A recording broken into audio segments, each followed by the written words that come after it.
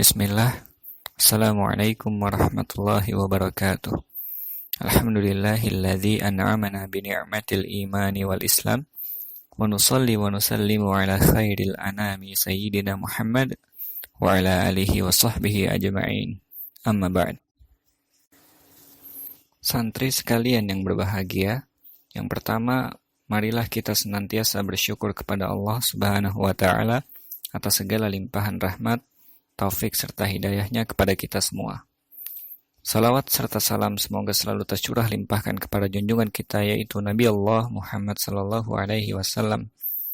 Yang kedua, marilah kita senantiasa bermunajat kepada Allah Subhanahu wa taala agar ujian wabah penyakit COVID-19 yang sedang menimpa negeri kita ini bisa segera berakhir dan tidak merenggut banyak korban jiwa.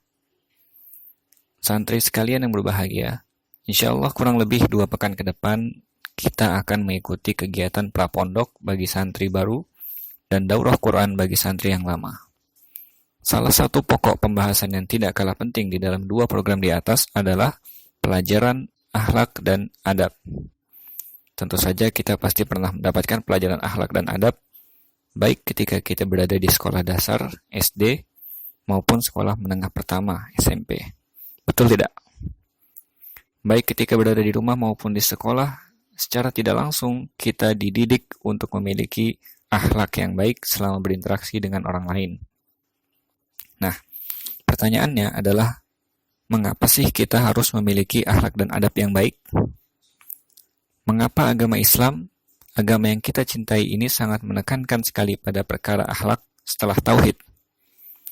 Apa saja sih keutamaan dari memiliki dan mempelajari akhlak adab yang baik? Kira-kira ada yang tahu nggak nih jawaban dari pertanyaan di atas? Bagi yang belum tahu atau sudah tahu namun lupa, yuk kita ulangi sedikit pelajarannya. Berikut beberapa keutamaan dari akhlak mulia yang dijelaskan Rasulullah SAW.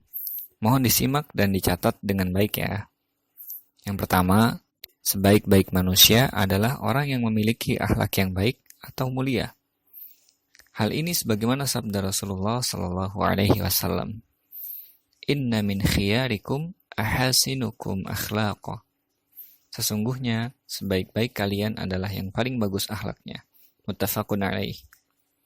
Selain itu pula, baiknya akhlak seseorang merupakan suatu perkara yang dinilai kebaikan. Al-birru husnul khuluq. Kebaikan adalah bagusnya akhlak. Hadis riwayat Muslim. Yang kedua, orang yang paling dicintai Nabi adalah orang yang paling baik akhlaknya. Rasulullah SAW bersabda, Inna min ahabbikum ilayya ahsanukum akhlaqa. Sesungguhnya orang yang paling aku cintai di antara kalian adalah yang paling bagus akhlaknya. Hadis riwayat Al-Bukhari. Yang ketiga, akhlak mulia merupakan tanda kesempurnaan iman seorang hamba. Rasulullah SAW bersabda, Akmalul mu'minina imana ahsanuhum khuluqa wa khiyarukum linisa'ihim.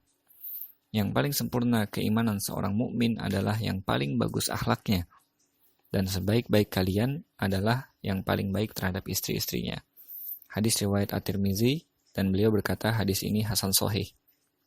Nah, karena posisi kita saat ini masih sebagai seorang anak yang sedang menuntut ilmu, maka ketaatan kepada kedua orang tua merupakan bagian dari kesempurnaan iman kita kepada Allah Subhanahu wa taala. Nah, bagaimana? Sudah termotivasi belum tentang pentingnya memiliki akhlak yang mulia? Sabar ya, masih ada beberapa keutamaan lagi yang akan Ustadz sampaikan insyaAllah. Mohon dicatat dengan baik-baik. Yang keempat, akhlak mulia merupakan bagian yang penting di dalam Islam. Hal ini sebagaimana sabda Rasulullah SAW. Inna likulli dinin khuluqa wa inna khuluqal islamil haya. Sesungguhnya bagi setiap din atau agama memiliki akhlak, dan akhlak Islam adalah malu. Hadis riwayat Ibnu Majah dengan derajat hasan. Yang kelima, akhlak yang mulia akan mengantarkan pelakunya memiliki derajat yang sama dengan ibadah puasa dan salat malam. Rasulullah Shallallahu Alaihi Wasallam bersabda, Innal mu'mina la yudriku bihusni khuluqihi darajatas shaimil qaim. Sesungguhnya dengan akhlak yang mulia, seorang mukmin akan sampai ke derajat orang yang mengerjakan puasa dan salat malam. Hadis riwayat Abu Daud dan Ibnu Hibban. Disahihkan oleh Syekh Al-Albani dalam Shahih At-Targhib wa Tarhib nomor 2643.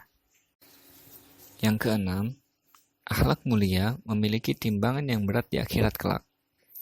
Rasulullah Shallallahu Alaihi Wasallam bersabda, "Ma min syai'in yudha'u fil mizani athqalu min husnil khuluqa, wa inna sahiba husnil khuluqa la yablughu bihi darajata sahibis shaumi was shalah."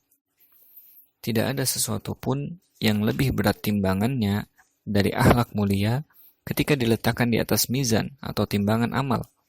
Dan sungguh, pemilik akhlak mulia akan mencapai derajat orang yang mengerjakan puasa dan sholat. Hadis riwayat Abu Daud dan At-Tirmizi disahihkan oleh Asy-Syaikh Al-Albani dalam As-Silsilah As-Shahihah nomor 876. Yang ketujuh, orang yang memiliki akhlak mulia akan mendapatkan jaminan surga dari Allah Ta'ala.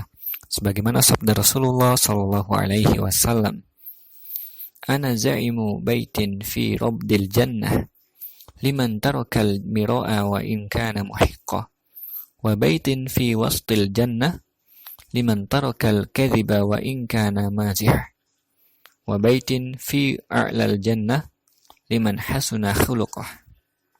Aku penjamin suatu rumah di surga yang paling bawah bagi orang yang meninggalkan perdebatan walaupun dia benar. Dan aku penjamin suatu rumah di surga bagian tengah bagi orang yang meninggalkan berdusta walaupun bercanda. Dan aku penjamin sebuah rumah di surga yang paling tinggi bagi orang yang bagus akhlaknya. Hadis riwayat Abu Daud dan dihasankan oleh Syekh Al-Albani. Masya Allah, bagaimana santri sekalian? Siapa yang ingin mendapatkan jaminan rumah di surga? Siapa yang ingin memiliki timbangan amal seberat amalan puasa dan salat sunnah? Siapa yang ingin dicintai oleh Rasulullah Sallallahu Alaihi Wasallam? Pasti, tentunya kita semua menghendaki hal yang demikian. Mendapatkan jaminan rumah di surga dan bertemu Rasulullah Sallallahu Alaihi Wasallam yang selama ini kita rindu-rindukan. Itu adalah hal yang kita inginkan. Sebagai penutup dari materi motivasi ini, Ustadz kembali mengajak antum semuanya untuk istiqomah dalam menuntut ilmu dan mengamalkannya. Cara terbaik dalam menuntut ilmu adalah ikhlas karena Allah Subhanahu wa Ta'ala dan berhias dengan hiasan akhlak dan adab yang baik. Insyaallah, pada pertemuan selanjutnya kita akan mempelajari adab-adab dalam menuntut ilmu secara sistematis dan berkelanjutan. Mohon dapat mempersiapkan diri dengan sebaik-baiknya. Ustadz akhiri pertemuan kita pada kali ini dengan mengucapkan hamdalah dan doa kafaratul majlis. Alhamdulillahirabbil alamin. Subhanakallahumma bihamdik, asyhadu an la ilaha illa anta astaghfiruka wa atubu ilaik. Assalamualaikum warahmatullahi wabarakatuh.